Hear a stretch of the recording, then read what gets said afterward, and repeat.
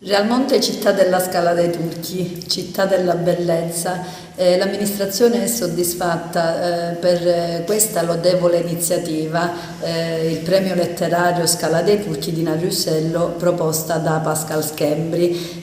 Stamane con noi erano presenti componenti della commissione, un'autorevole commissione che ha selezionato e valutato 10 testi, a 5 autori verrà conferito un premio speciale, ad altri 5 invece verrà dato un riconoscimento per l'attività, per la carriera. Cosa dire? Realmonte è città della bellezza, lo dicevo prima, è città della bellezza naturalistica, ma vuole crescere anche e soprattutto con la cultura. Dopo la conclusione della rassegna letteraria Memoria e Patrimonio abbiamo questo ulteriore appuntamento che chiude la stagione, che è in direzione cultura. Cosa dire? La cultura non può che farci crescere e farci crescere nella giusta direzione. Avanti così, insieme scaleremo il futuro. Il premio letterario Scala dei Turchi di Narussello è stato costituito dall'associazione culturale Casa del Libro Pascal Schembri. Quindi io ho creato questa associazione perché era da tanti anni che avevo, diciamo, nel mio io volevo lasciare qualcosa al mio paese Realmonte, perché anche se da tantissimi anni che io manco da Realmonte, è un paese che porto sempre nel cuore. Dopo, per quale motivo io l'ho dedicata alla Scala dei Turchi? Perché la Scala dei Turchi per me ha un'importanza, diciamo, esistenziale della mia vita, e quindi l'ho creato alla Scala dei Turchi, premio Scala dei Turchi di Narussello, perché è stata una ragazza che io ho conosciuto tra la Scala dei Turchi e il Faro di Realmonte, che dopo è diventata mia moglie.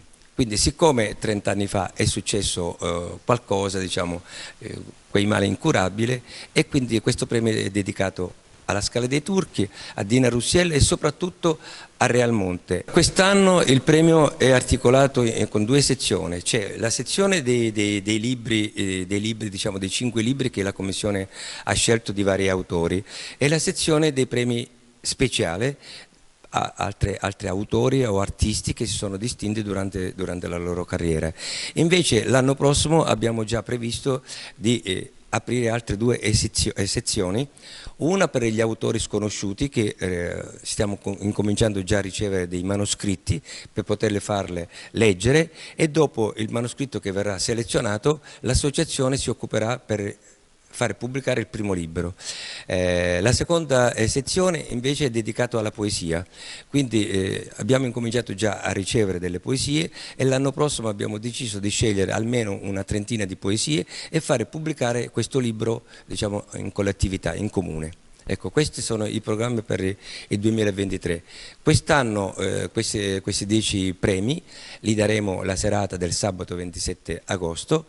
Vi aspettiamo. La cittadinanza è pregata a partecipare, e aspettiamo tante personalità, diciamo, dal nord Italia, e anche qualcuno mi ha detto che arriverà anche dall'estero, e quindi dopo, alla fine, ci sarà un buffet per gli invitati, naturalmente, per i premiati. Da un'idea è nato questo progetto, il progetto di questo premio letterario che si farà in questo magnifico scenario, in cui l'amministrazione comunale, in questo caso il sindaco, hanno colto al volo l'idea di Pascal Schembri.